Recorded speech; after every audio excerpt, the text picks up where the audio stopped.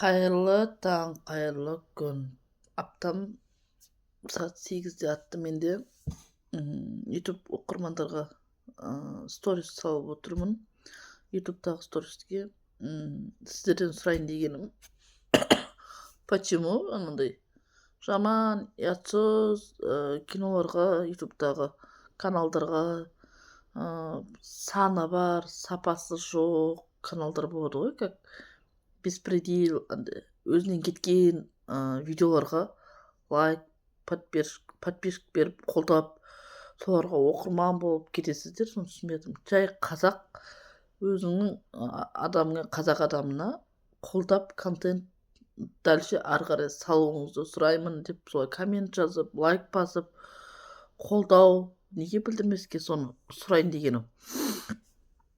Қаншама каналдар аштым, бірде-бір каналға бір андай ашып андай тастаған жоқ та, қолдап ше. Қараймын да, бүткіл каналды уже реттеп тастадым мен, уже қарап, бүткіл каналға саны бар, сапасы жоқ каналдарға без конца, беспредел уже андай нетіп тастаған, бүйтіп подписать етіп тастағаны, соларға только соларға қолдау, соларға поддержка.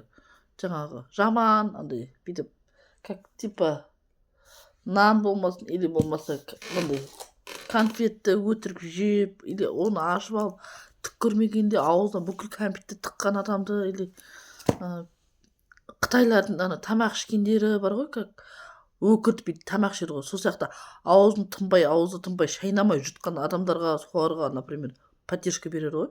Жай элементарный балалардың қызықты оқиғаларына қолдау жоқ.